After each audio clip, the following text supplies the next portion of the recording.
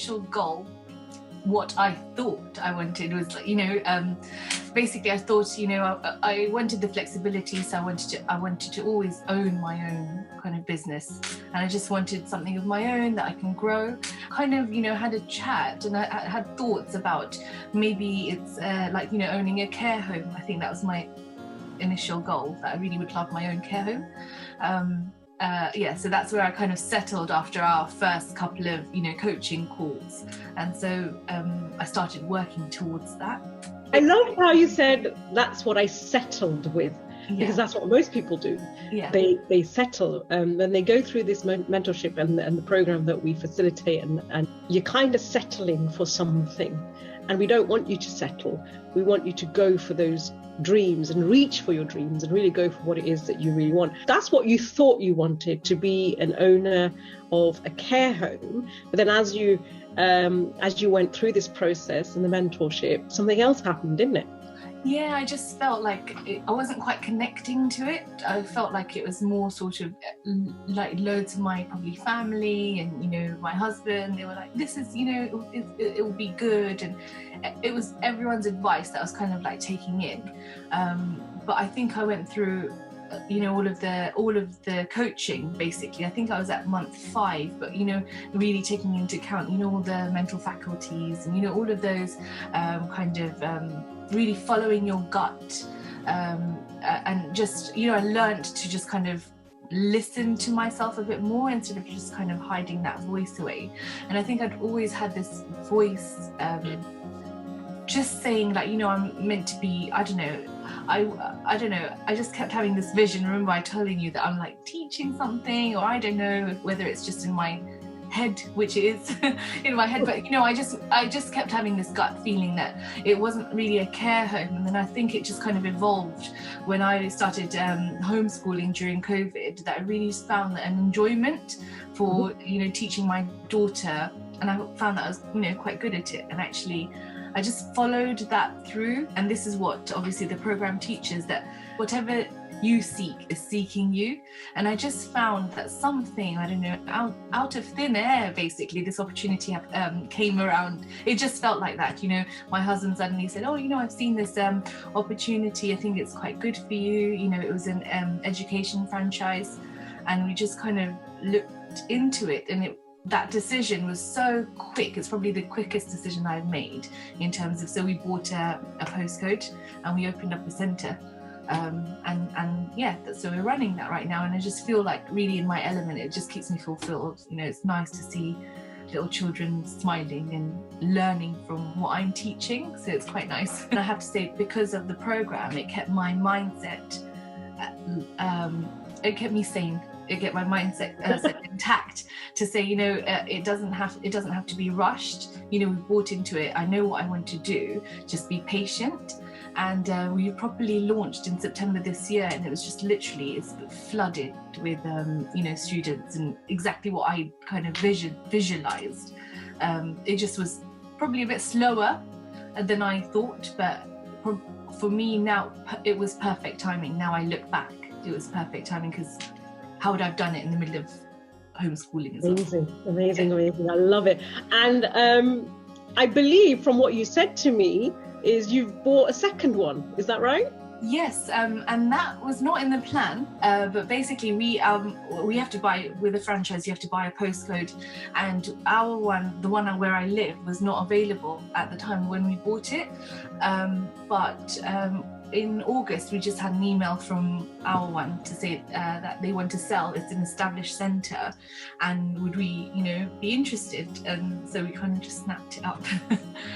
Congratulations. And I can't believe this is me just taking on the opportunity. Obviously you're buying a whole centre, you've got it's an established one, so you've already got so many students, so I'm literally shocked that this is me doing this.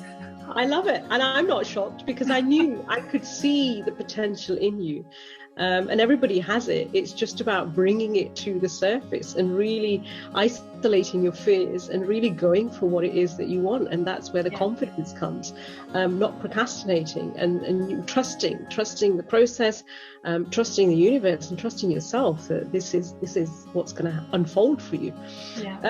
So how do you feel now that you've gone through the mentorship, you've achieved one of your big goals? How do you now feel within inside of you? What's the feeling that you're getting now? I feel, firstly, I wanted to say, you know how that first lesson you say you want to set a goal that excites you and scares you at the same time? I really understand it now. I didn't properly understand it then, but you know, as I've had this goal, it's so scary to me, but I will get up, jump out of bed in the morning to do that next thing, to take action, and you'll know that feeling. I just want to say that you definitely know that feeling when it's that perfect goal. And I just feel now, after having gone through the mentorship and, you know, gone through the program, I just feel that there is always a way, you know, to achieve what you want. Like, you just have to be sure that you're doing it for yourself. Congratulations for what you've achieved so far. It's what you've taught me. It's all that, you know, the gratitude, the morning, you know, the morning routine, the meditation, the mirror, all of that, like everything that you've taught me, you know, you have to do the work, obviously. Yes.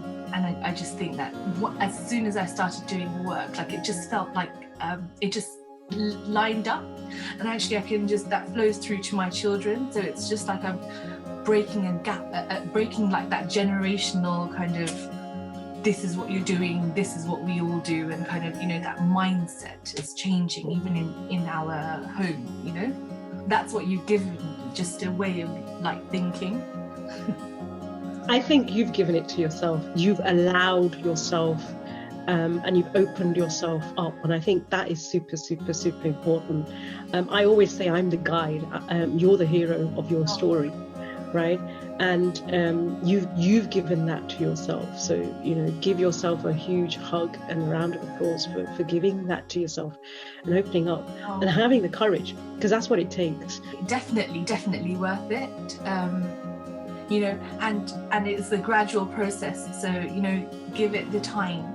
Give it that time, you know, trust yourself, you know, just follow the lessons, you know, take your guidance, and really do take your guidance, you know. It's whatever work you put in that you'll get out of it. I would say invest in yourself. You won't regret it, because the tools are here. You can't undo what you've learned. You just can't undo how to deal with that fear or how to deal with any scenario. So there's no price to the knowledge, I don't think. So do it. You just looked at me, this stress pot in 2019. I just can't believe I've come, this is me now.